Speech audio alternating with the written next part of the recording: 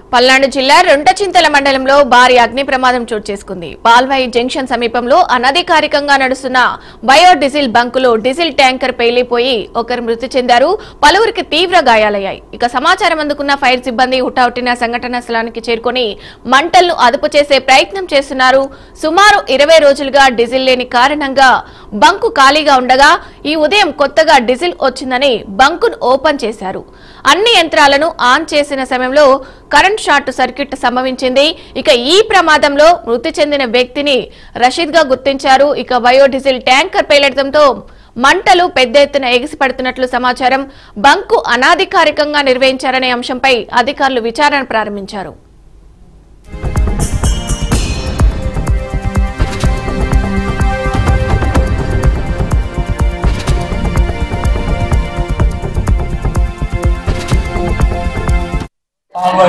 Biodiesel విద్యుత్ short circuit load వచ్చింది. Biodiesel unload చేస్తున్నాం.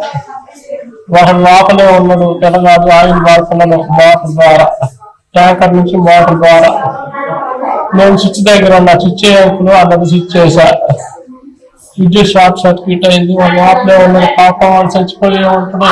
నేను స్విచ్ దగ్గర స్విచ్ పక్కన వాటి నుంచి నేను కాలుకుంట మంటలతో బయటకు వచ్చా, బట్టలు నిలిచా. అందుకని అక్కడ జరిగింది. చచ్చిపోయిన పేరేంటి? రషీద్ గురిగారు. ఏం పేరు? రషీద్. మీ పేరు? భాగ్యరావు. ఇక ఇదే అంశానికి సంబంధించి మరింత సమాచారం అందించడానికి మా రిపోర్టర్ అందుబాటులో ఉన్నారు సువర్ణబాబు. సువర్ణబాబు, చెప్పండి, ఈ ప్రమాదానికి గల కారణాలేంటి?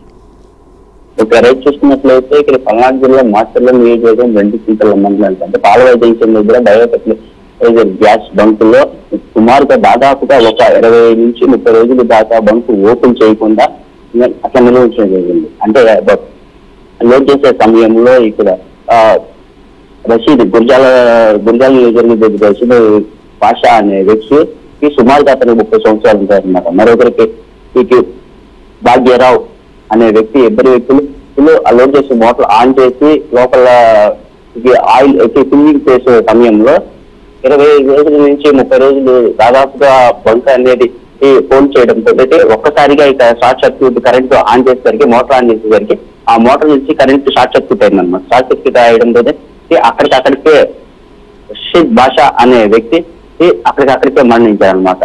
అక్కడికి ఎమ్మటే భాగ్యరావు అనేది తన ప్రాణాలు కాపాడుకునేందుకు లోపల నుంచి బయటకు తన ప్రాణాపాయంతో బయటికి పరిగెత్తుకుంటూ వచ్చాడు. అక్కడ స్థానికులు చూసి ఎమ్మటే 108 అంబులెన్స్ ఫోన్ చేయడంతో భాగ్యరావు అనే ఆ వ్యక్తిని హాస్పిటల్కి తరలించారు. భాగ్యరావు ప్రస్తుతం అయితే బాగానే ఉన్నాడు. ప్రజెంట్ ఇప్పుడు భాగ్యరావుని నా ప్రజెంట్ సిచ్యువేషన్ చూసినట్టయితే భాగ్యరావు అనే వ్యక్తిని నర్సరావుపేట హాస్పిటల్కి తరలించాలని చెప్తాను అనమాట. అయితే ఇంకో పక్క చూసుకున్నట్లయితే సంఘటన సమాచారం అందుకున్న వెంటనే అగ్నిమాపక సిబ్బంది చేరుకున్నారు. ప్రాథమిక దర్యాప్తులో చూసుకున్నట్లయితే బంకు అనధికారికంగా నిర్వహిస్తున్నారు అని అధికారులు తేల్చి చెప్పారనమాట. ఈ ప్రమాదం బంకులో చూసుకున్నట్లయితే అనధికారికంగా బంకు నిర్వాహకులు అయితే చేస్తున్నారని చెప్పని తెలుస్తుంది. సంఘటన స్థలానికి చూసుకున్నట్లయితే జోలకంట బ్రహ్మారెడ్డి మాచర్ల నియోజకవర్గ ఎమ్మెల్యే తక్షణమే వాటిపై అనధికారికంగా నడుస్తున్న బంకు యజమానిపై తక్షణమే కఠిన చర్యలు తీసుకుంటా అవన్నీ హామీ ఇచ్చారన్నమాట. ఇప్పుడు ఒక పక్క చూసుకున్నట్లయితే రషీద్ అనే వ్యక్తికి దగ్గర ఒక 6 నెలలు అవుతుందన్నమాట మ్యారేజ్ అయ్యి. అతనికి వారి కుటుంబానికి ప్రభుత్వం నుంచి అండగా నిలుస్తానని చెప్పని మాచర్ల ఎమ్మెల్యే జోలకంట బ్రహ్మారెడ్డి అయితే హామీ ఇచ్చారని తెలుస్తుంది. Right, thank you Suvarnababu.